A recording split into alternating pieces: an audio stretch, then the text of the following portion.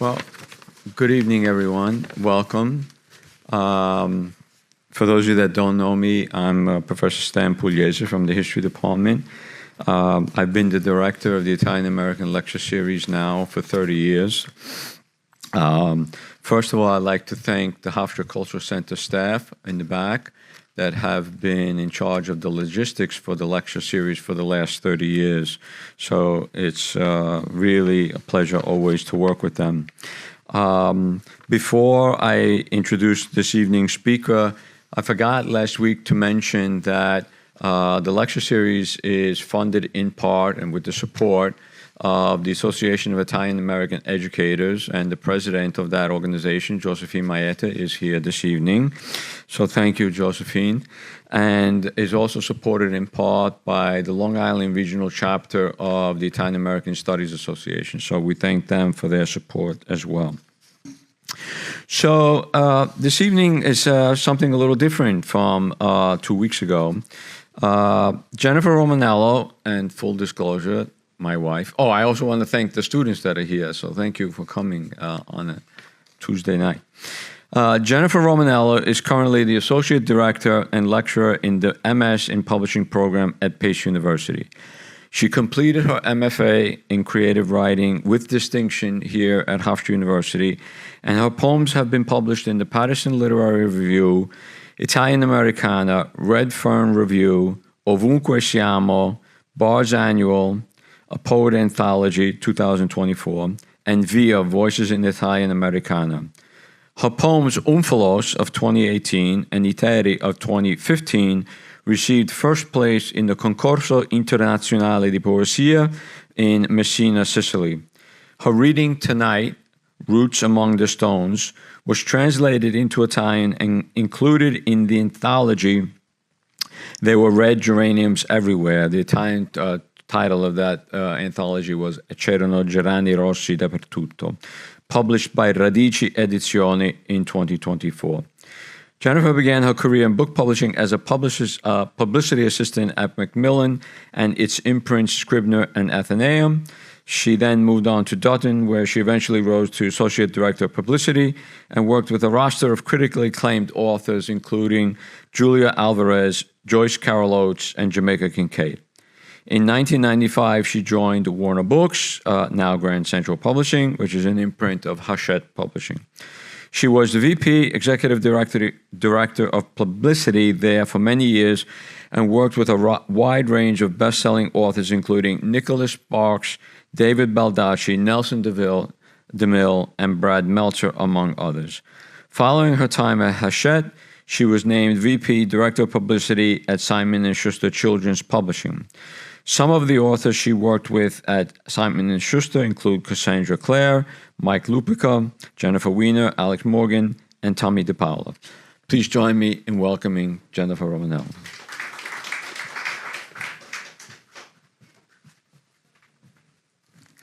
Hello, everyone. Thank you for being here tonight. I'm going to be reading an excerpt from Roots Among the Stones, a short story in this anthology. As a proud HOFSTRA alum, I'm thrilled to be part of this series. This piece originated in one of my MFA classes, and I am indebted to my thesis advisor, Professor Julia Marcus. So before I begin the reading, I just want to give you all a little bit of background. When my father died in 2003, my siblings and I inherited the house his father had left him in the small village of Filandati in Calabria. We decided to renovate the house, and once it was completed, I would spend several weeks every summer with my family in that tiny village where I was born. I was 3 when we moved to the United States, and I don't remember much about my early years there. Yet every time I return, the landscape and people feel like home. Roots Among the Stones. Flight number 722 landed in Rome on time. Olivia made the connecting flight south to Lamezia Terme, and within an hour, the plane touched ground in Calabria. The Italians on board applauded, grateful to have safely arrived, a tradition bewildering to the Americans, but one she found endearing. She collected her luggage and walked out into a hot and muggy morning. That first gulp of air, tinged with smoke from the nearby burning fields, quietly announced she was in Calabria. Olivia stepped into her hot rental car after arguing with the woman at the desk. La macchina è troppo grande. She complained about the too large car to the sales lady, who simply shrugged her shoulders in a way that so irritated Olivia. Signora, questa è l'ultima che abbiamo. O questo o niente. It's the last we have. It's either this or nothing. Allora va bene. Olivia knew arguing would not change the size of the car. The attitude here had always been and would always be, at least you're getting a car. She took out her cell phone, clicked the GPS, and logged in the address. Avoiding the Autostrada del Sole, she decided to take the provincial road along the Turanian coast. The drive would be a little longer, but the thought of driving through the towns of Pizzo, Briatico, and Zambrone made her smile. Briatico brought back some of her few happy childhood memories when she spent the summer with her mother in the town of Santa Lucia, the year she turned 9. Every afternoon after lunch, her neighbor, Carmelina, would drive her to the beach in Briatico, where she taught Olivia to swim. Signs for the different towns along the coast popped up as Olivia was driving. Pizzo, known all over Italy for its gelato and its specialty tartufo. Zambrone, where they discovered one of the most beautiful beaches 2 years ago, walking down from a train station for what seemed like miles until they came upon a pristine sea splashing against giant rocks. That morning, very few people were there, and as they laid their towels on the sand, Olivia imagined ancient Greeks frolicking in the waters, waiting for a god or goddess to appear and punish mere mortals for bearing witness to so much astounding natural beauty. With each passing sign, Olivia gained more confidence. She relished the feeling of not having to say a word, just paying attention to the road ahead of her, basking in the almost midday sun and the salt spray of the sea. Signs promoting different upcoming sagras also started appearing along the roads. A sagra was a local feast, often involving the culinary specialty of the town. There's the Sagra della Suyaca, beans and caria, the Sagra della Cipolla, red onions in Tropea, the Sagra della Induia in Spilinga. Santa Lucia was renowned throughout Calabria for its Sagra della Feleda, a local handmade pasta. Olivia had never been able to stay long enough to go to that Sagra. While thinking about all the different sagras, she almost missed the sign for Messiano, 5 kilometers. As she approached Santa Lucia, the town right after Messiano, she felt excited and nervous at the same time. What was it? The idea of home, of returning to a place of your part of your consciousness never left? Just the thought that here, on this same ground, walked the people who came before you. Olivia was only 3 when her mother took her 5 children and packed up all the things she could fit into 2 massive steamer trunks for a new life in America. Unlike most immigrants, she did not leave a miserable life behind. What she didn't know was the miserable life that lay ahead of her. Maybe it was better that way. Not knowing what lay ahead of you forced you to live in the present. Should she be grateful then that Willow Books didn't give her any warning whatsoever that her job was being eliminated? Did that alleviate the worrying that came beforehand? Or would that have motivated her to prove she was worth keeping? That desperate dance she had witnessed so many of her former colleagues dance. Sometimes it saved them. All she knew was that she would have felt ridiculous, faking passion for a job she loved and pretending to look up to people she no longer respected. The olive trees. If there was one enduring symbol of the many layers of meaning Olivia ascribed to this region of the world, it was the olive trees. For her parents, those trees were integral to their livelihood. for they owned acres of olive groves, producing and selling hundreds of liters of oil. As a child, Olivia never tired of hearing the stories about picking the olives from the trees at harvest time. How sometimes they would shake the branches and snakes would fall upon their heads, sending some of the women and young girls screaming and running as others stood and laughed. Now she saw acres of mostly abandoned olive groves, the melancholy of olive trees, because there was something about their gnarly trunks and the way their branches fell that made them appear achingly sad, as if they missed the children who once shook their branches for bitter fruit, or the peasants who worked the land and ate midday meals sitting beneath their shade.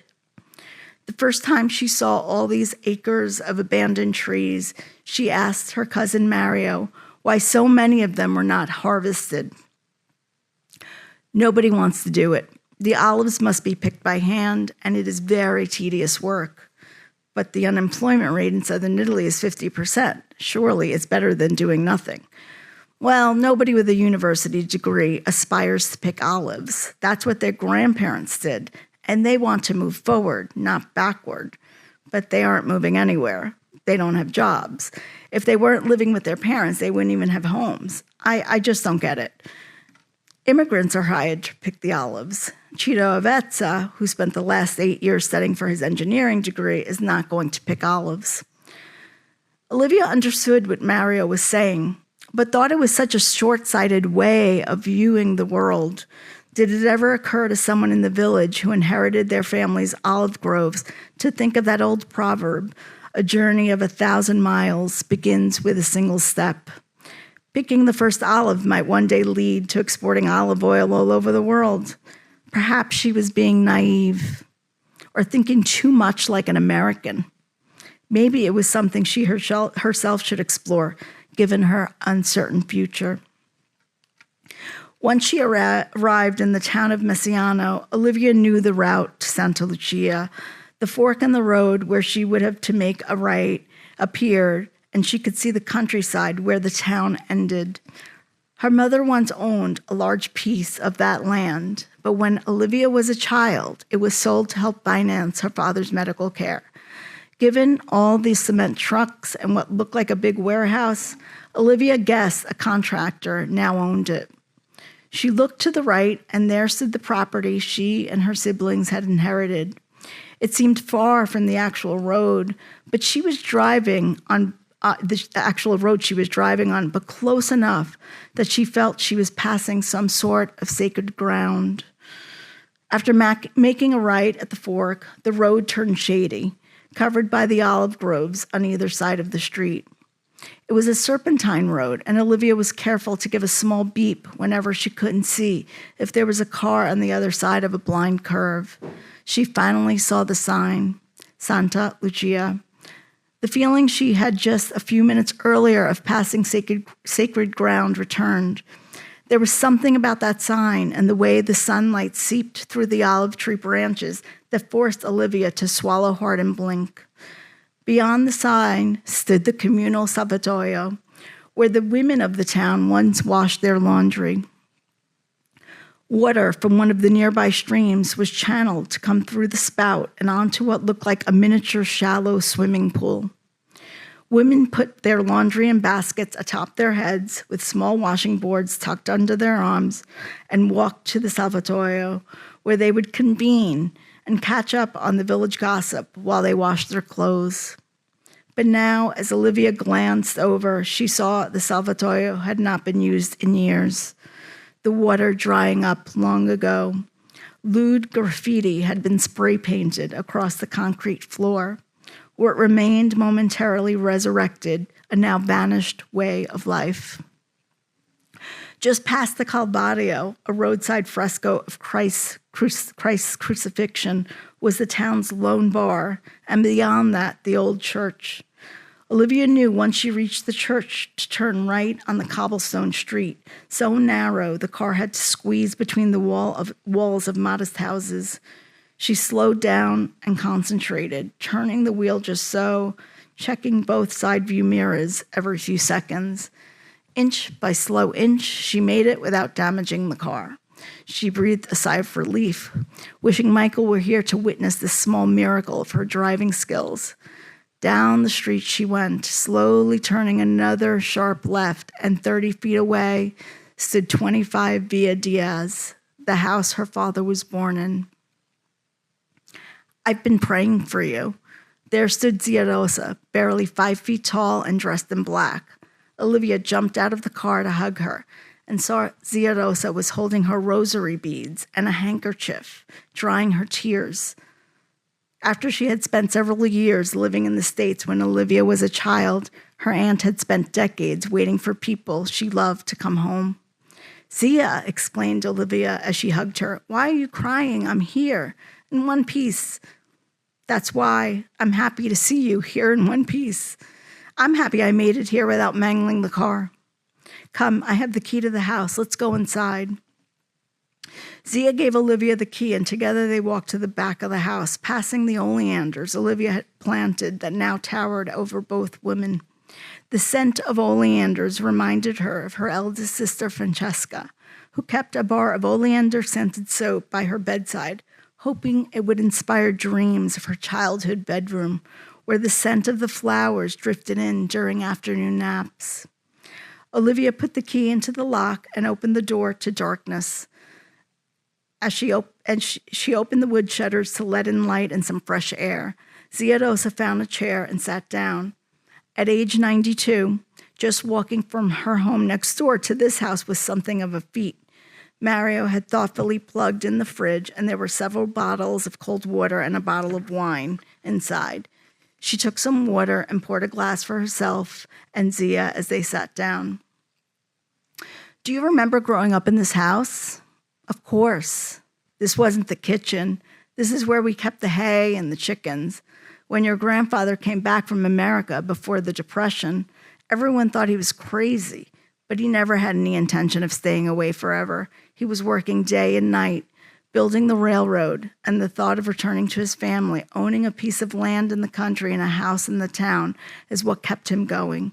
Thank God he did, too, because right after he returned in September of 1929, the Great Depression hit. All his cousins who stayed lost everything. How old were you when he returned? The first time I was 7. Then he left again, and when he returned, I was 14. You really didn't know him, didn't grow up with him here, did you? No, but he always sent money, and that is how we survived. And then when he returned in 1929, he bought this house and the land in the country. We felt as if we had finally arrived.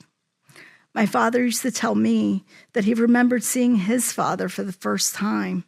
It must have been so strange to be 7 and meeting your father for the first time. It was strange for all of us. He was a larger-than-life presence who was never really here.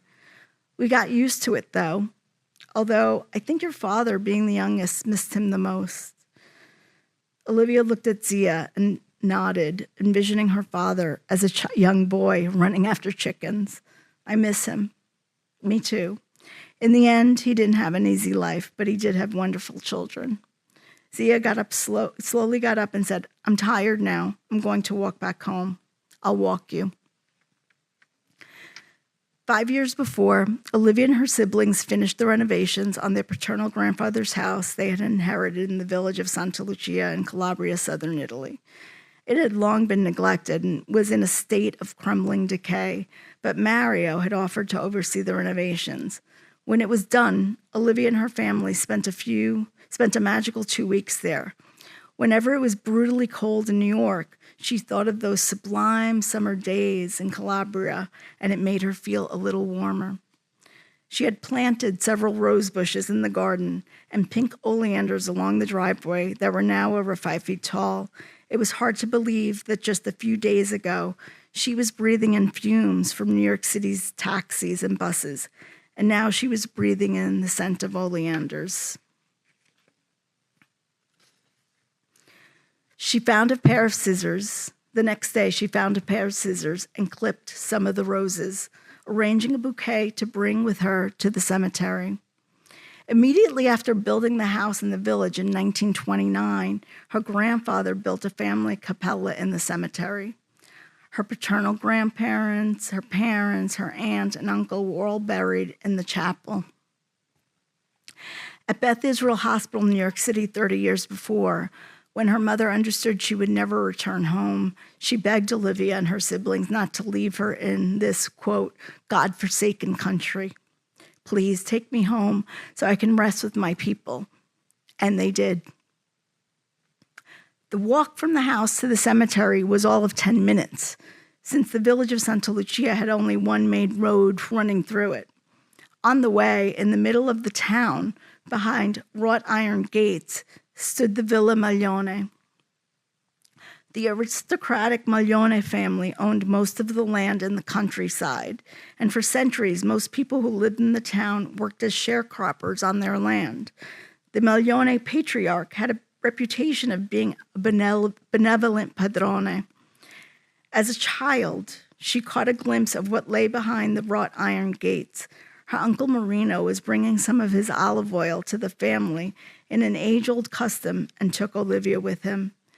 She had never seen a house like that before. It had marble columns and green shutters and what seemed like 100 windows.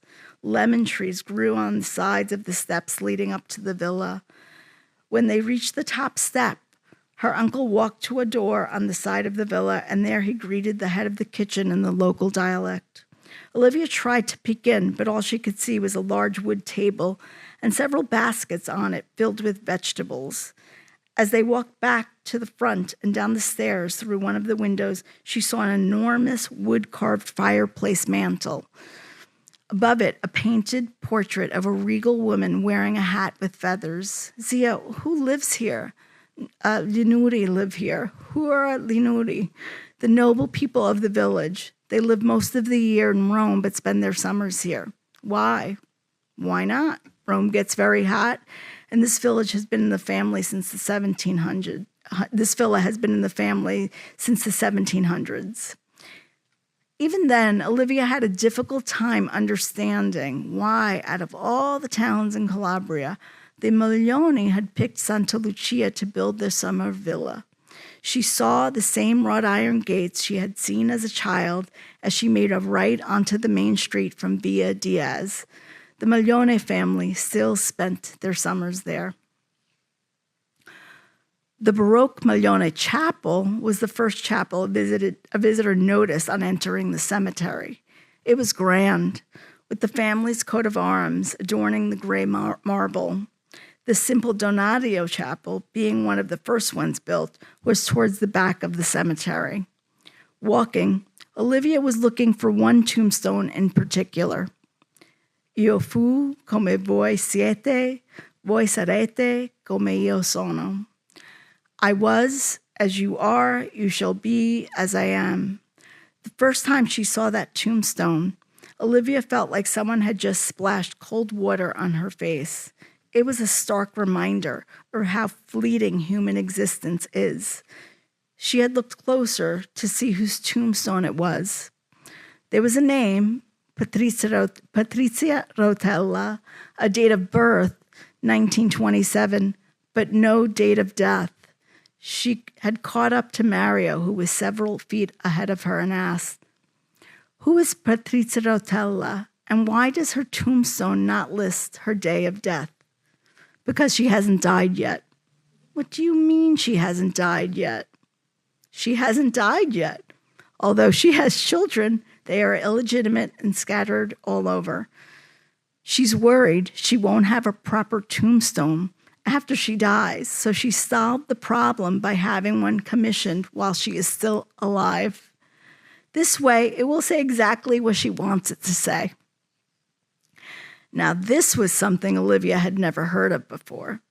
There were many eccentric people in the village with nicknames such as Chichu Pachu, Frankie the Crazy Man, Pina Scordamaglia, Pina who forgot her sweater, among many others. But having your tombstone up in the cemetery before you were actually dead was a little more than eccentric.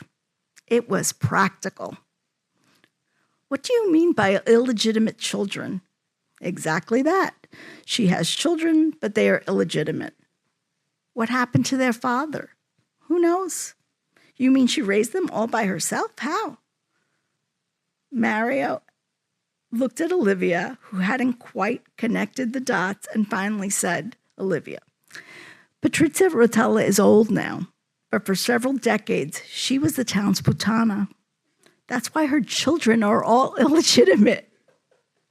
She wasn't sure if the stunned expression on her face was the reason Mario couldn't stop laughing or the fact that she couldn't figure it out herself. Who would have thought that the village whore was also its poet, a putana poet? Olivia saw that Patrizia Rotella's tombstone now had a death date engraved on it, and she took comfort knowing she died in peace and lay under her words of wisdom. As she wiped down the dust on the mantle in the Donadio chapel, she could think clearly, almost hear the thoughts of the dead. Although she didn't really know her grandparents, she knew their stories and frequently imagined what their life was like in this small village at the dawn of the 20th century. She knew that her father's lifelong love of the sea came from those summers when, as a child, his family hired a horse and carriage, loaded it up with their everyday household items, and began the journey to seaside Tropea to spend the month of August there. The journey took a day, but when they arrived at the rental house, they could finally rest for several weeks. Her mother never really cared for the sea the way her father did, but one summer, when Olivia's mother was a child, her family rented a house on the same street as her father's family, and Olivia liked to imagine that the first time they saw each other on that street, the seed of what would eventually become their love story was planted. Love each other they did. They had 5 children and a marriage tested and eventually broken by illness. By the time her mother died at 49, her father had already spent over a decade suffering from mental illness. Before all that, in this village, they were happy, grateful for every day spent working, laughing, and sharing food grown from their own soil. This was something a person like Audrey and her ilk at Willow Books could never understand. That there were, in fact, some things in life more important than a corporate title. How could she explain that this, wiping down dust, cleaning this chapel, meant something?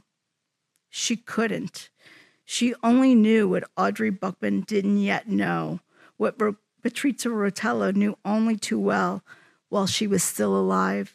Io fu come voi siete, voi sarete come io sono. Thank you.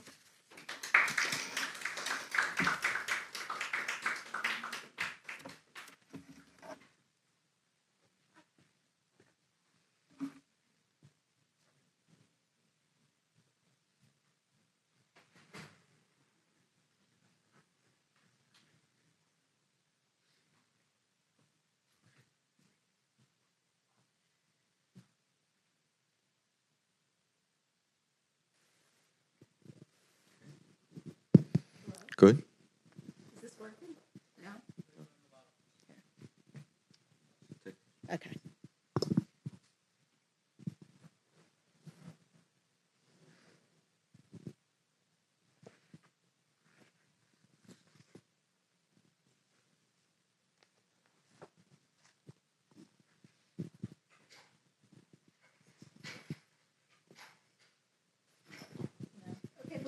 We'll pass this back and forth. Okay, we're good.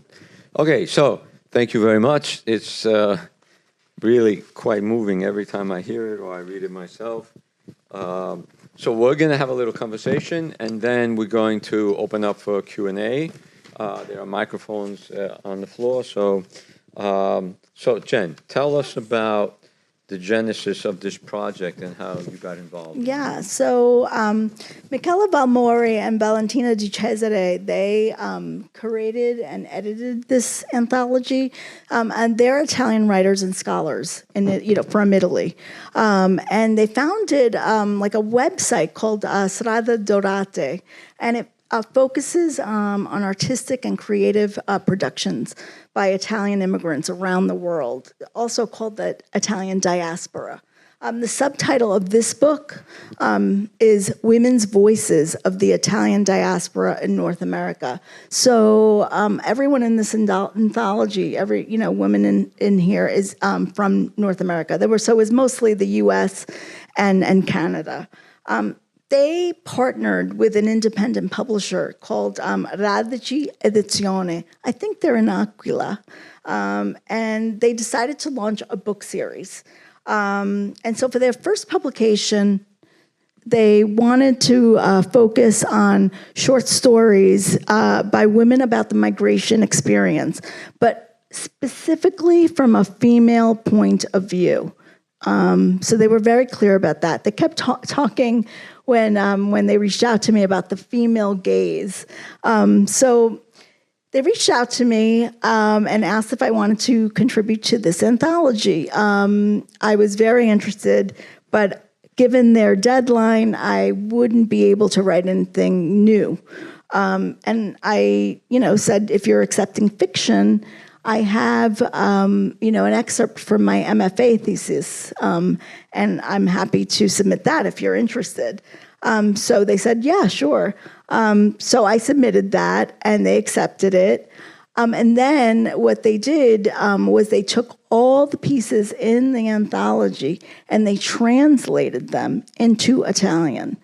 And the anthology, E c'erano gerane rossi dappertutto, was published in Italy first. And it was beautifully produced. I'm sorry I don't have a copy with me, but it was beautifully produced. And they published it, and it actually got a tremendous amount of attention. And the book sold so well that it went to several printings. And I think, they were pleasantly surprised by this. But then because it did so well, they published it in English. They decided to also go back to the original English, and publish it for distribution in the U.S. So that's the story of how it all came to be. So something you just said at the very beginning that it just clicked for the first time in my mind.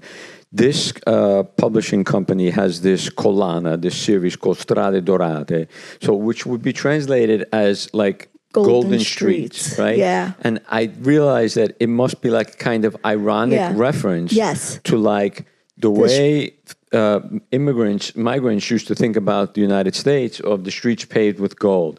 But do you know what is like the very famous like riposte to this idea of immigrants when they came to New York? So some brilliant immigrant said, they told me that in New York the streets were paved with gold. I came to New York. 1, the streets were not paved with gold. 2, the streets were not paved at all. And 3, they expected me to pave them, right? So yeah. Yes, that's what I think it refers to. So this kind of ironic reference to that. Yeah. Can you say something about, well, first of all, the conditions of your family, other immigrants, which is very different because it's the post-World War II migration, right? Bob Viscusi, who passed away a few years ago, who was a great scholar and wrote this epic poem about Ellis Island, wrote in his memoir that the peasants, they got on a boat in Naples in the Middle Ages, they slept in the ocean, and they woke up in New York in the 20th century. And, we share kind of history because my mother comes from the same town as Jennifer's family. And when they left, the conditions were not very different from what they were in the Middle Ages.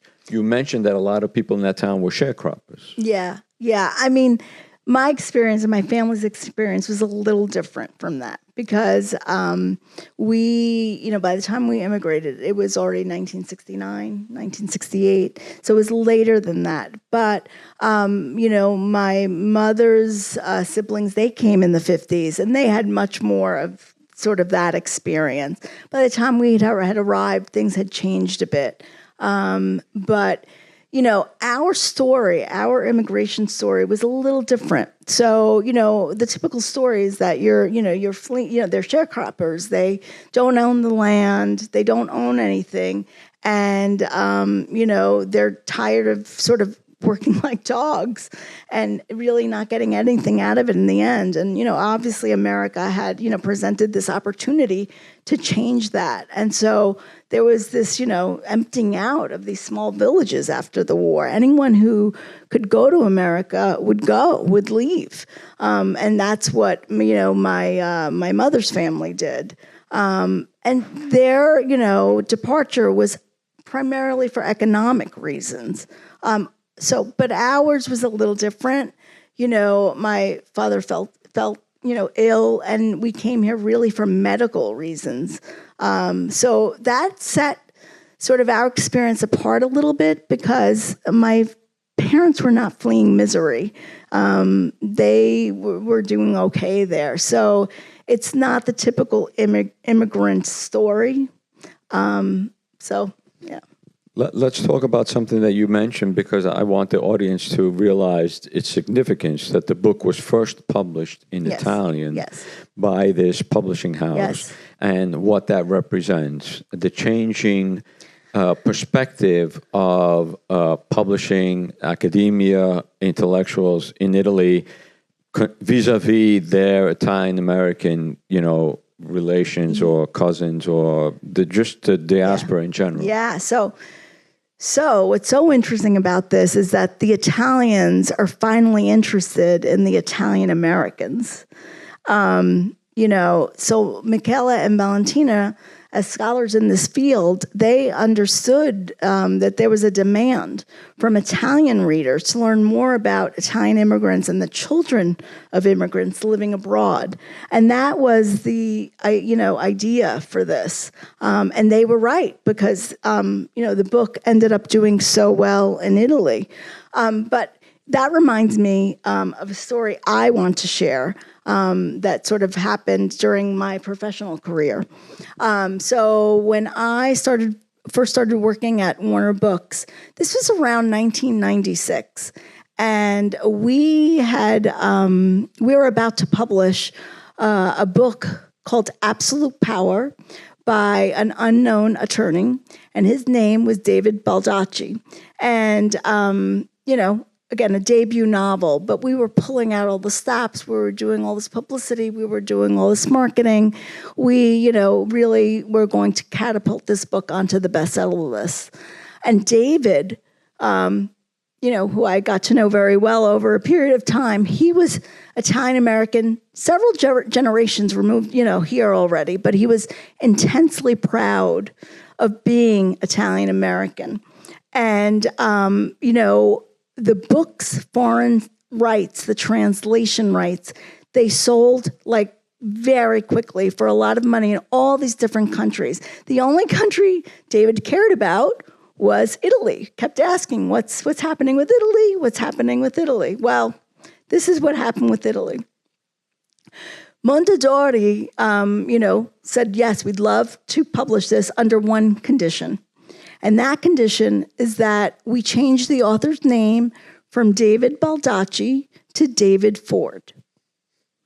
And David Baldacci was pretty furious about this. He did not want to do it. However, at that point, no one knew who he was. He had no power, and he had no agency. So he really obviously wanted the book translated into Italian, so he agreed to it. But it was something that really bothered him. And then, then he became David Baldacci, right? The movie, it was a big movie at the time, a couple of years later, that came out of Absolute Power, and it was with Clint Eastwood.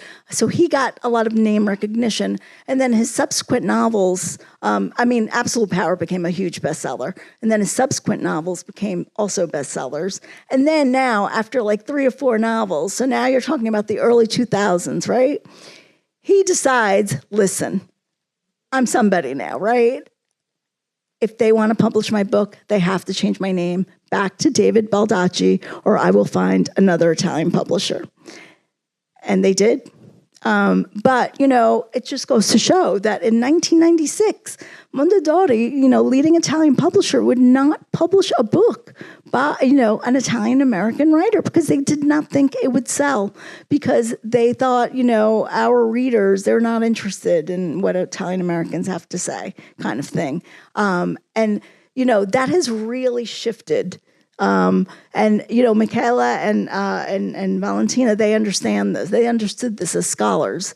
And that was their sort of thinking behind this, because they saw, after they started this website, the response from Italians wanting to know more and more from Italian-American writers. Those are the kind of people they profile on this site. So.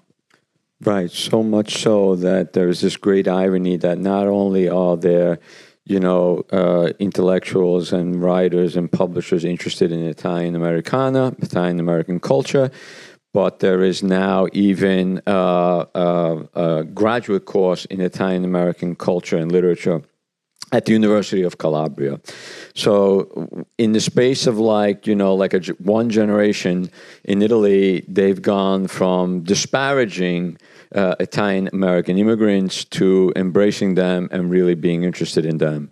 So, thanks to people like David Baldacci, but also people like Robert Vescucci, Francesco Duranti, who was a dear friend of ours, who spent 20 years going all across the United States, finding every possible piece of publication, writing, essay, newspaper article by Italian Americans, and publishing them in this great anthology called Italo Americana in 2014. We've come quite a long way in the eyes of the Italians, right? So talk a little bit about the fact that the publishers were interested in women in North America and the range of authors that many of whom are friends of ours. So one of the nice things about this anthology is that there's so many different points of views and so many, different experiences, and it crosses over generations. So the writers in this anthology, they really range in age, and because of that, their experience and their closeness to, say their grandparents. And in a lot of cases, these essays are, probably second generation writers. And it was their grandparents who came here. So they write a lot about that experience. One of the writers that's in here, her name is Annie Lanzalato, and she's a friend of ours, but, there's this quote, and I don't remember if this is something I read by her, if this is something she told me when we were talking once, but I keep this quote with me because I feel, anyway, I'll read it to you. She says, being connected to your ancestral pain is the birth of the voice. And that really resonated with me because a lot of my writing and my poetry, is about connecting to that ancestral pain. And just a little bit about Annie herself. She just second generation Italian. She grew up in the Bronx. Her grandparents were from neighboring towns in Bari, and they had a huge impact on her. Once she became an adult, she went back to their hometowns many times. And I want to actually read an excerpt from her essay because I think it's incredibly powerful. And I think anyone, probably everyone in this audience will really relate to it. So I'm going to, is that okay? I'm going to read. That's okay. Then we'll open it up for questions. Yeah. So Annie Lanzalato, how did we split to the root in America? How did we lose our culture, our language, our ancestral knowledge? First and foremost, grief. My grandparents grieved leaving their families as teenagers. By the time I was born and plied them with questions, they urged me to cultivate interest in the future, not the past. It was too painful for them to talk about. This was a lifelong grief, a grief we all still feel to some degree, whether we know it or not. We miss Italy. We miss the Mezzogiornese sun on our skin. We miss each other. We miss the fig trees. We miss the olive trees. Who are we without our ancestor trees? Without grapevines, we miss the air, we miss the sea, we miss the Mediterranean winds, we miss the proximity to Africa and the Middle East. We miss the passeggiate nella piazza every night. We miss community. We miss ancestral wisdom. We miss vocal tones, rhythms, stories, songs. We miss speaking our language and celebrating our feasts. We miss harvest. We miss connection. We miss the feeling of belonging. We miss feeling at home. I don't feel at home anywhere except when I'm on the road. The only place I feel truly at home is when I'm traveling or when I'm on stage. I feel at home not being at home, permanently uprooted, cut at the root, cut off in the wind. Very beautiful.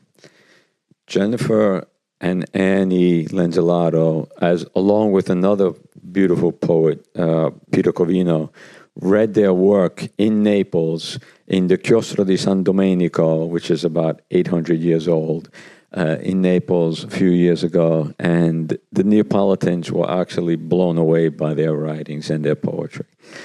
Do you want to say one more thing, and one or two more things about your work, and then we'll see if people have questions? I mean, I'm primarily a poet. This really came, like I said, out of my thesis that I wrote for the MFA program here at HOFSTRA. So, it's not, not my traditional mode of writing. So, but. Okay, so there are two microphones. We'd very much like to hear from the students. Yes. So please, if you have any questions or comments, criticism, anyone? Yes, so that young lady there has a question. Can you use the microphone? I found it very entertaining, actually, listen to you reading the story. You brought me back to, Calabria is my dream. I want to go one day. But I was born in Sicily, and you remind me when I was a little girl, picking olives, grapes, and so on, because my father had a lot of property and so on and so forth. But unfortunately, he left us when I was a little girl, 6 years old. So my aunt says to my mother, why don't you bring your children over here? So she came here she brought us to America. We traveled on the Raffaello, it was 7 days. But then when we got in the cab went through all the dirty streets. It was terrible. I said, this is America? They said the gold. Yeah, the streets of gold, right? Streets of gold. And we were so disappointed and so, but we got used to it. My aunt, she had us in her house for a while. And she saw that I call my mother Mother Cabrini. And she didn't want no help and everything. And my aunt even went, after 1 month that we were here, she went to Florida on vacation. Would you believe it? She said, oh, you guys can handle it. She thought she was going to have little slaves. Sorry, Aunt, she's in heaven now. But we managed it. My mother put us to school. And I always bless this land that gave us the opportunity that I've had and receive every day. But I did promise my Sicilia that everyone will be learning Italian language. And I keep my promise. And it's my mission that I do this every day. And I do this radio program here at HOFSTRA also on Saturday, if you want to listen to me, at 88.7 FM, 12 to 2. And I like to have you as my guest. Great. Because it was very entertaining what you said. And the Italian Americans, I work with a photographer, and we have an exhibit. You should be actually, Professor Stanislao, you should be in our photo exhibit. We have about 80 photos of Italian Americans, including Al Pacino, De Niro, and so on and so forth. And we brought this exhibit all over the world almost. The last one we did was in Roma, San Bacuto. We want to bring it back over here. When we baptize at the Columbus Citizen Foundation. They live in New York. They're the ones who do the Columbus Parade. I hope you come. on Fifth Avenue. And Renzo Arbore was the padrino. He's the one who baptized our exhibit. So as I was listening to you, I said, oh my God, we should bring that exhibit over here at HOFSTRA University. So Professor Stanislaw, we got some work to do, okay? So I hope you make it happen, because the Italian Americans have to be recognized and never forgotten. We made this America great. We contribute to make America great. That's why it's 250 years now. It's also thanks to the Italian Americans. Anyway, anybody else wants the mic? Okay. Okay. You can hear me. You have to use the mic because it's being recorded. Okay. Hi, I just want to thank you for your reading was mesmerizing. Yeah. It was just beautiful. Oh, thank you so much. Yes, and very touching. Thank you so much. I really appreciate that. Thank you. Do you have similar experiences to recount? Did your family go through something similar? Oh, I don't know. But my family came in 1957 from Alcamo, Sicilia. So, with the boat. From where, if we may ask? Alcamo, outside of Provincia Trapani, outside of Palermo, yeah. And we moved to Bushwick Avenue, Brooklyn, and stayed there for a few years, and then to Woodhaven, New York. And my father came first, and then the family came next. He had bought a house in Bushwick, and it was hard finding a job, and my mom worked as a seamstress after we were all going to school. But I always tell people, I love being Italian. I love everything about my heritage, the food, the singing, the men, but, You would love this book then. Okay. Yeah. Hi, yes.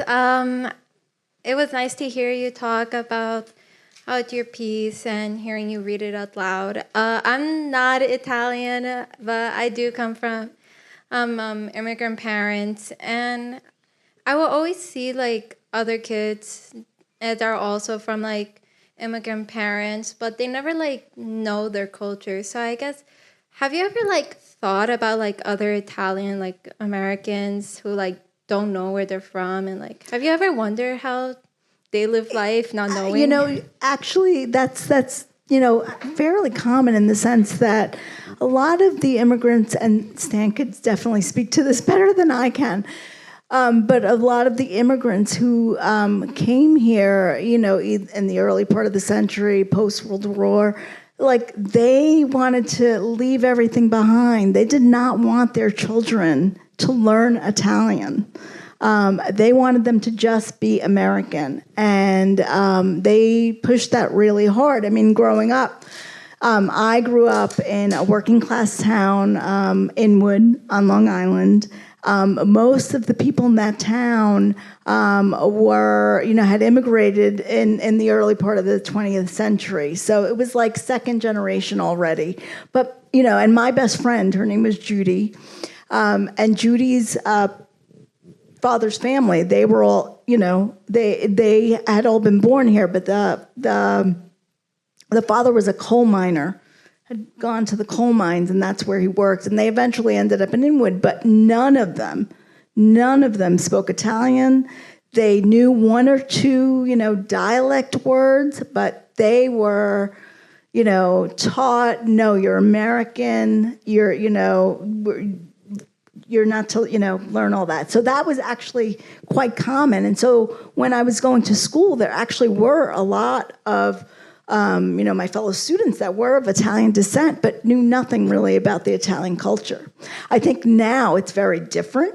We're several generations removed, and Italy is now a destination for everyone in the world. And they gravitate towards that, and they want to reclaim that ancestry because time has passed, and it's a different thing now.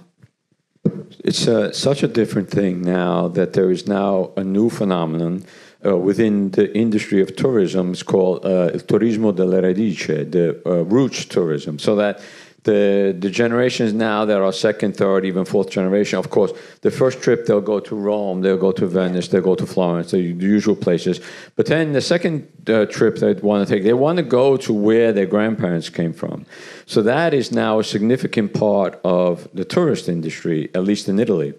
And it is kind of sad because, you know, that great wave of immigration that came here more than 100 years ago, they arrived at a certain point where the metaphor for immigration and assimilation was the melting pot.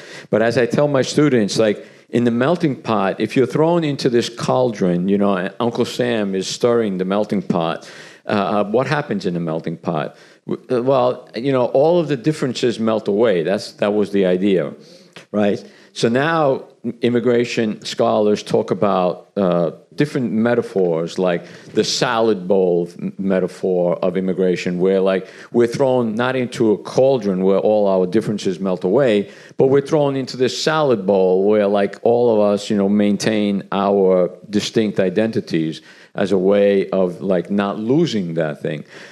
You know, every time you talk about the melancholy of olive trees, you know, I think about it that looking at those trees, you know, it induces this sentiment of melancholy because not only do we remember our parents and our grandparents working under those olive trees, but they also represent something that we've lost.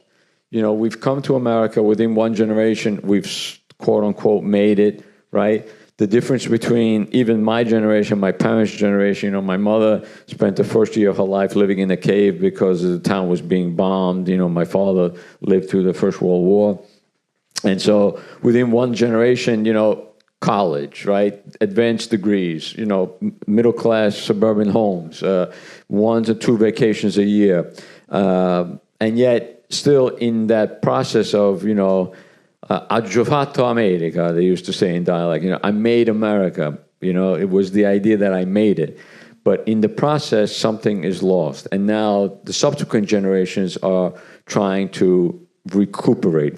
It's an act of archaeology to go back and to dig up the past and try to save it and to preserve it. And when I teach courses in Italian immigration history, what I say to my students, most of whom are not Italian, I say there are things that we're going to say in this class that are particular to Italian immigrants, but then there are things that are universal in the immigrant experience, and that's one of them, which is this, you know, task, this, you know, necessity of holding on to certain aspects of the past, maybe letting certain things go, like arranged marriages and patriarchy and, you know, xenophobia. We can do away with those things, but there are certain things that we still want to keep.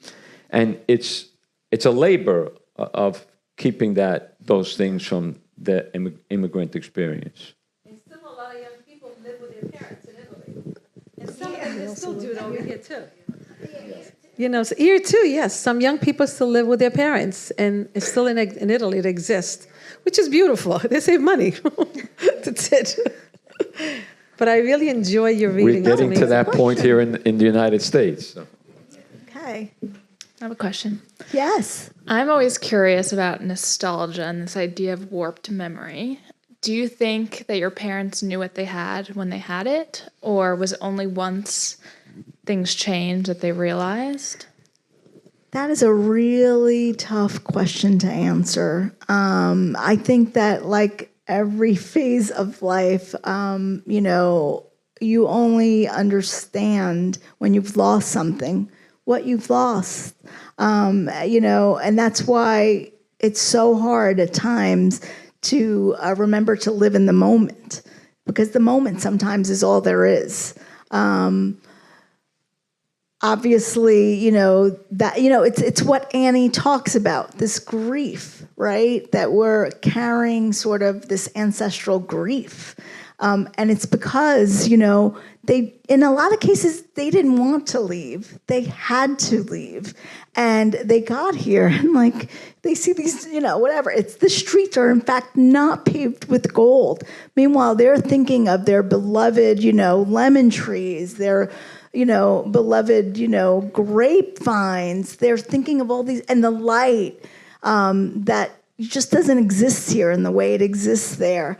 And that's, so there's nostalgic for that. I mean, one of the reasons why, there are all these, especially like in California, a lot of Italians went to California because of the climate, because it reminded them of Italy, and that in that climate they could grow all the pear trees, peach trees, all the fruit trees. They could, now it's changed, but for a certain time, that was one of the things that pulled them. But nostalgia is a tricky thing, and Stan knows a lot more about that than I do. But specifically for my parents, did they know?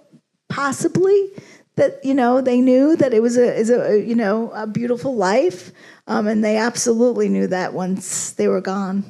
Yeah, I think we tend to make the same mistake of like wishing to go back or something that we don't have instead of just enjoying what it is that we do have here. Yeah. One of the things is the landscape, and I mentioned this in the piece, but it's not just like you go there and you hear this dialect that's like such a part of your consciousness. It's also the landscape. It's the light. It's the green. It's what you're seeing as you're walking or driving. It is so evocative of another time, and part of that is because it's been there for so long. It's been there for decades and decades, and a lot of it is unchanged for the most part. And so you can really feel and envision. This happens to me that I feel, my ancestors when I'm there. But part of that is because nothing has changed. Thank you. I was going to ask you this afterward. I'll ask you now. But you just went through a litany of things related to sense. But the one thing you didn't say, which I always, is smell. It has a smell. Is what? The smell, the sense. Yeah. When Well, we I get did. there. Yeah. You didn't mention it just now, but that's always like a reminder when we get Yes, there. yes. Actually, when Olivia in the novel gets off at La Mezza Terme, the first thing she notices is the smell from the fires in the field. Yeah. It's the first, it hits you, and it's a smell that doesn't exist anywhere else. There are certain smells that don't. What smell are you thinking That's of? it. That's that the smell. You know it right away. Yeah. But the question, there's this fictional town. You've named it Santa Lucia. Why did you name that Santa Lucia? Was there something behind the name? I just, it's this, this is, obviously inspired and based on my life, but I make, some creative changes. No real reason. I just needed a name. I like the name Lucia. It's just, it's like, as a matter of fact, it was funny, but I was rereading this today and I'm like, where did this Cheeto Avezza come from? Maybe I was thinking of Stan's cousin Cheeto at the time, but that's a completely made up name. I don't know anyone with that name. It's just creative license. Okay. Well, it was a beautiful reading. Thank you. Anyone else? Yes, please. I have a question regarding, you talked about the genesis of the book and how it was in part because they were not interested in the Italian-American experience, and then all of a sudden, years later, they were. And I know that for years in Italy, they sort of stamped down on like speaking dialect. Everyone needed to speak proper Italian, and they lost that sort of way of life. And in recent years, my cousins tell me that now they're actually trying to teach that to their children. Yeah. They want to get back to that, and they're interested in our experience because growing up, my parents didn't speak proper Italian. They spoke their dialect. So is that part of the reason why they're now reaching out to us and sort of wanting to know the experience? Like, what is the cause of that? What was the cause of the shift? I think they know that they're losing it, and they don't want to lose it. I think they know that because, standard Italian is obviously what's, taught in the schools, and that's what most people speak to each other. But they're conscious of the fact that it's slowly dying. These dialects are slowly dying. And because of that, they're making more of an effort to, to talk to their children or to teach it to their children or to have classes where it's being taught to their children.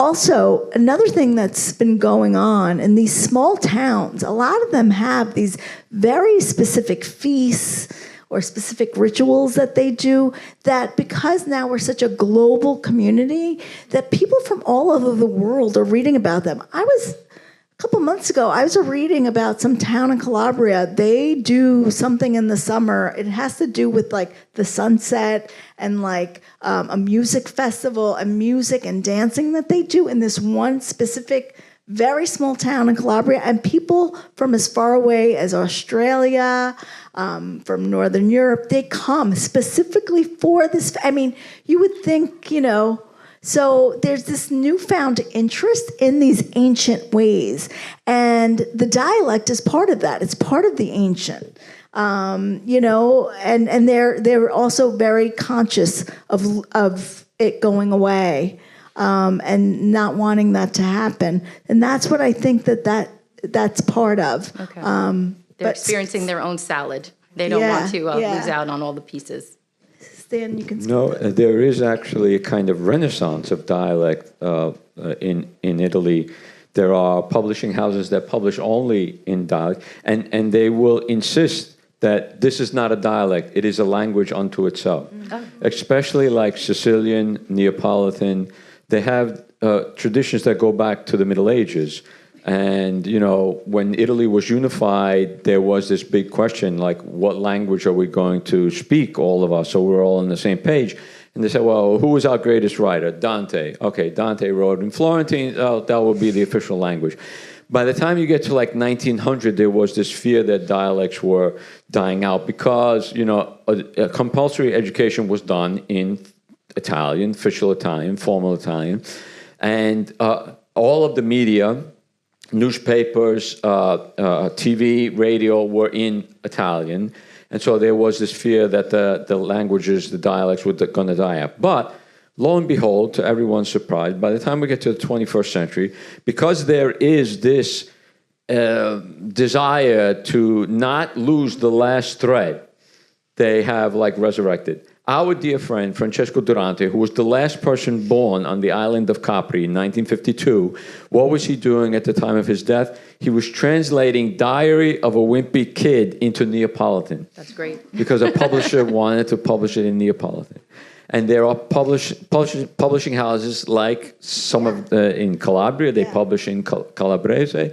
In Sicily, they publish in Sicilian. So, I'm pretty sure. And in the Veneto, too. They publish in the Veneto, which is a completely different language. Professor Stanislao, thank you for setting the record straight. It's not a dialect, it's a language. Sicilian is a language, and so is Neapolitan. We actually have Professor Cipolla, who created a grammar in Sicilian, Professor Gaetano Cipolla. And we also have the grammar also in Neapolitan. And by the way, Dante Alighieri went to study in Sicily too, long time ago, okay? So it is a language. They get very upset when we say it's a dialect. Right. Whether it's Sicilian or Neapolitan. Okay. So, Jen, your last word. First of all, I'm just so grateful to you all for being here. For attending this reading, for asking such wonderful, thought-provoking questions. I am delighted this series exists. I actually want to thank Janine Rinaldi and the Cultural Center for doing such a great job with it. We're really grateful. I mean, it's wonderful that this exists here and that we're asking these questions about the Italian experience. I think it's really important. So thank you.